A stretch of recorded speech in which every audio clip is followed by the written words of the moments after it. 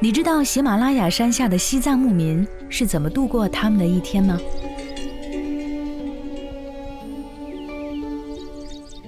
清晨6点半，点燃牛粪，让温暖可亲的炉火叫醒漫无目的的一天。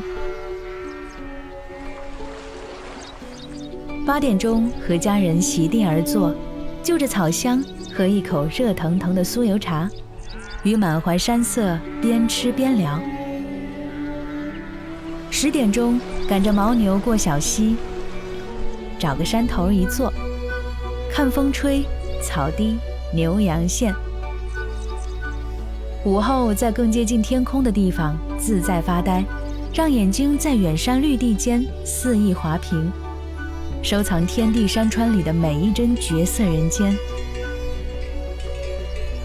傍晚时，带牛儿归来，升起炊烟，挤牛奶，邀邻居，热热闹闹分汤面。晚上11点，准时钻进被窝，与爱的人相拥入眠，也与高原藏民的一天说晚安。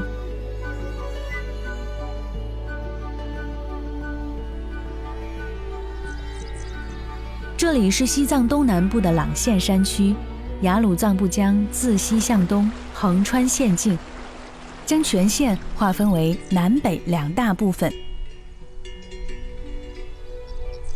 藏民诺鲁一家和几户牧民就生活在喜马拉雅山脉北麓海拔4800米的群山脚下。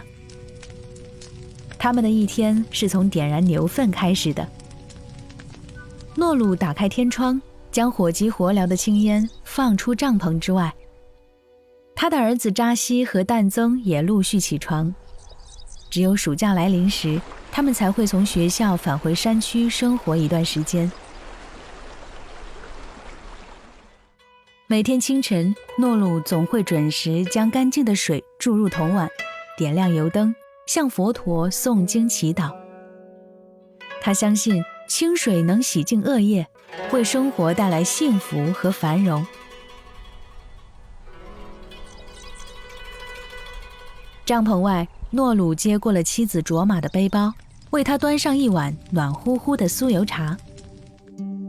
为了寻找家里丢失的牛，他昨晚整夜未眠。在诺鲁心中，她一直是最勇敢的女子。铺好毯子，盛上酸奶，再配上主食糌粑，一口早餐就一口甜养。碧草蓝天，家人相伴的早餐怎么会不香？现在到了牦牛们的用餐时间，诺鲁的鞭声将他们赶向最鲜嫩的草场。在当地，牦牛被称作高原之舟，是藏民生活文化和传统的重要组成部分，既可以运输、耕地、产奶和使用，皮毛还可以用来换钱。在诺鲁放牧的3至4个小时里，能干的卓玛准备开始制作酥油。将发酵过夜的牦牛奶用木浆搅拌约5至6小时以上，这可算个功夫活，但价格不错，每20公斤牛奶可以制作2公斤酥油，售卖价格大约每公斤180至200元人民币。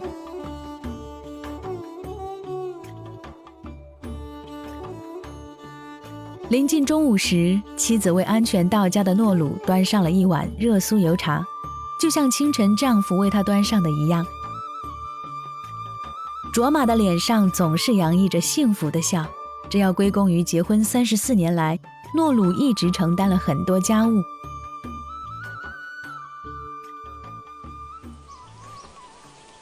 好心的邻居冒雨前来通知，他们丢的牦牛被山上滚落的巨石砸死了，现在需要尽快处理。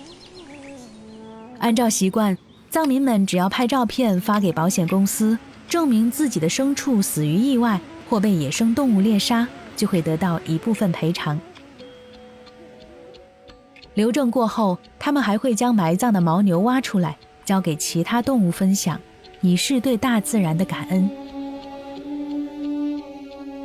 在高原上，孩子们什么都不用做，玩耍是他们的特权。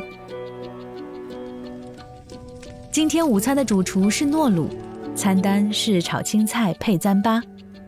糌粑是由炒熟的青稞制成的麸质膳食，通常会与藏式酥油茶混合食用，有益身体健康。每年6到8月是雨季，太阳难得出来，但今天阳光不错，诺鲁开始晒起了奶酪。屋内的卓玛正忙着制作酥油灯，藏民们相信它能消除黑暗，点燃智慧之光。下午2点半，诺鲁准备去镇上采购未来3个月的生活用品，来回大约3个小时。这期间，卓玛的酥油也初见成色，此刻他已经连续搅拌了7个小时。傍晚时分，诺鲁带着大米、蔬菜和一些食物归来。简单休息了一下后，他又马不停蹄地将牦牛赶回了家。在祈祷之后，是奶牛们的贡献时间。40头牦牛早晚各挤奶1次，每日能产出23公斤牛奶。挤完牛奶，卓玛还会完成一次虔诚的礼佛，表达对佛陀的敬畏之心。晚上8点半，高原上的天色依然很亮。诺鲁一家邀请邻居们前来吃晚饭。这种聚餐是邻里间增进感情的传统方式，通常会持续到晚上10点。